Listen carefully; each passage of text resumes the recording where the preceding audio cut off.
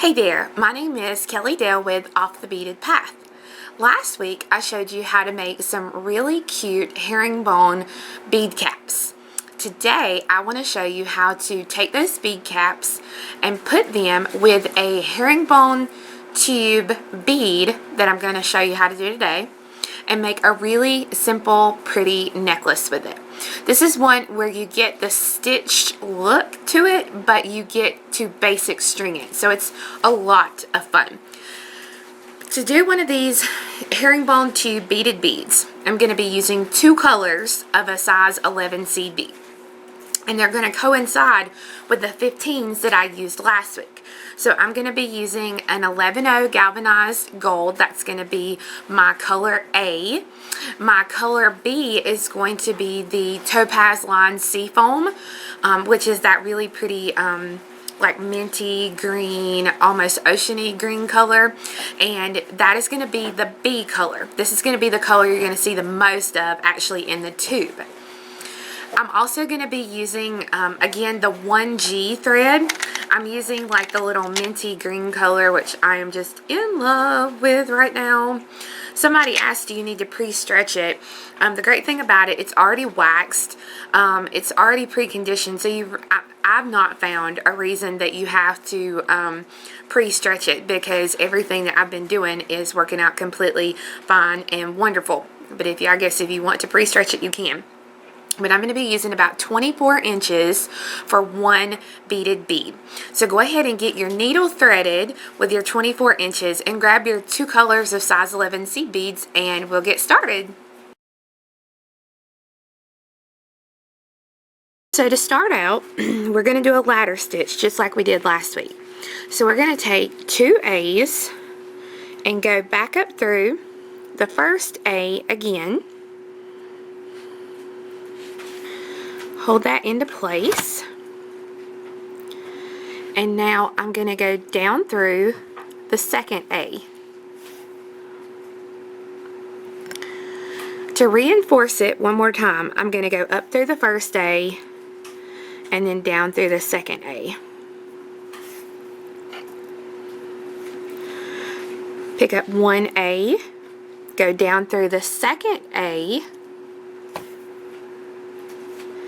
and then up through the third A. And again, you can reinforce it by going down through the second A and then up through the third A.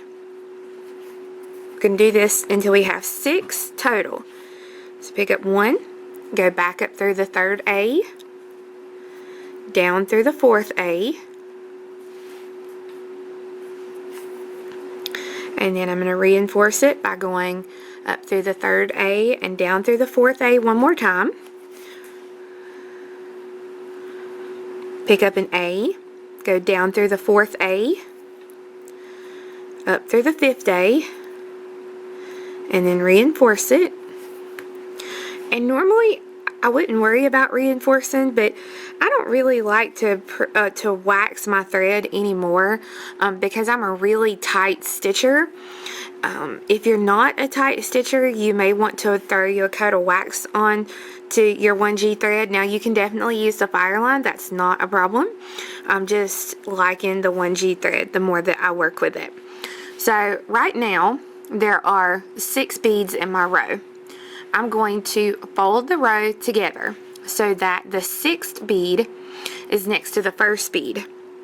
I'm going to go up through the first bead here, that A, get the tail out of the way,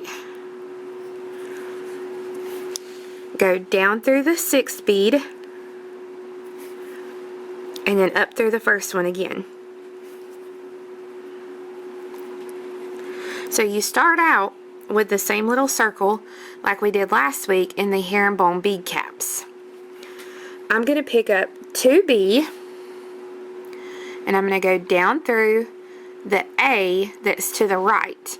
Now you can start out to the right or to the left, but whichever way you start, that's the way you have to keep going. And those two little beads are going to sit catty-cornered to each other. Go up through the next A, pick up 2B,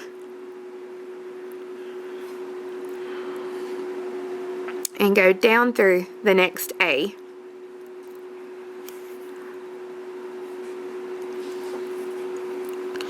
Up through the next A.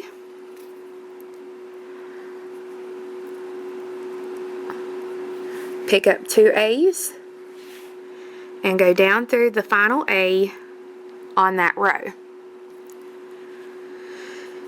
Now, this is a hard part. This is for herringbone, especially if you're using one single color. This is where people start to kind of get confused. As far as the step up, they're not exactly sure when they're finished. A tip for you is to go ahead and lay out 6 beads, because you know that once you pick up those 6, that's the end of the row and you're ready to do the step up and do the next row. So I'm coming out of the final A here on the row.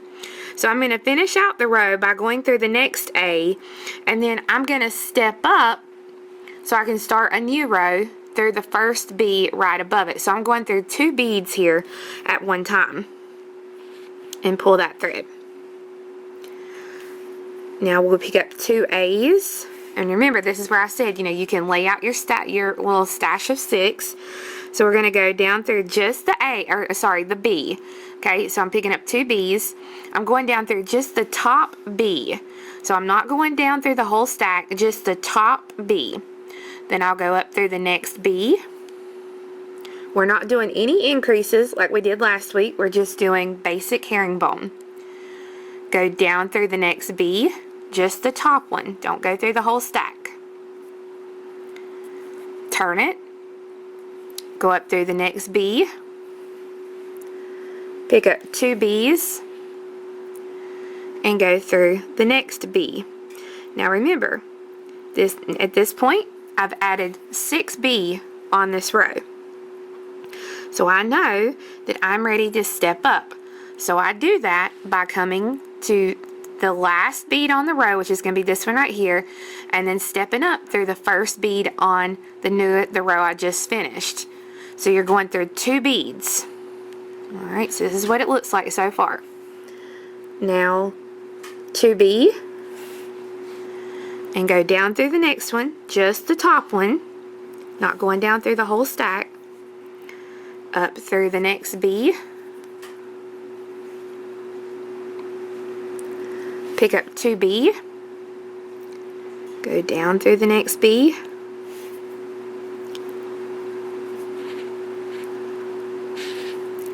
up through the next one, and then I'm going to pick up my 2B and go down through the final one. And I know it's the final one because I don't have any more beads of my 6 left to put on, so I'm ready for my step up. So I'm going to come up through the top 2 beads of the next stack. So you'll want to continue. Right now we have 3 rows of B's, and you'll want to continue until you have 1, 2, 3, 4, 5, 6, 7, 8, 9, 10. You want 10 rows of B's. And then we're going to work 1 row of A's. So we're going to continue on till we have 10 B's and then 1 row of A's. So once you get all 10 rows of B's finished and you do your last row of A's, some people would think you're finished, but you're not, because these last beads aren't connected like your ladder stitch here on the first row. So we have to ladder stitch this row, even though the beads are already there.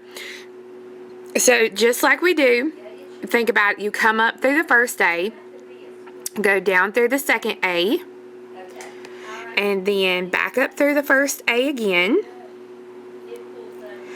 And then we're going to go down through the second B, up through the third B. Right. We're going to go down through the second B again, and then up through the third B again. Now go down through the fourth B, up through the third B again, down through the fourth B. That was so funny. I don't know if you just heard that. Patty's on the phone with a customer. Up through the fifth B, down through the 4th bead. We're just connecting each of these beads together on this last row so that they're connected. We're just going down and then back up through the previous bead so that they're connected exactly like the first row is connected.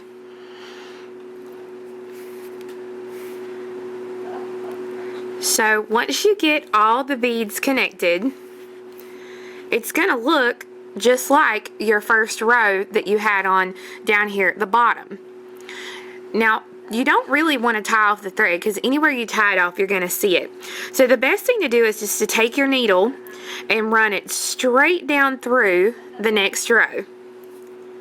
Then up through the following row, just running the thread up through each row of beads so that you're getting rid of the thread. And down through the next row.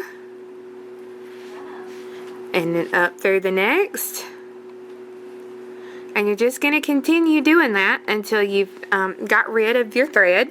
And then you can take your cutters, trim that, and don't look at my little excess little thread there. I guess I missed that.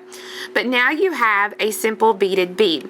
The cool thing about this is that it's just a little simple herringbone bead.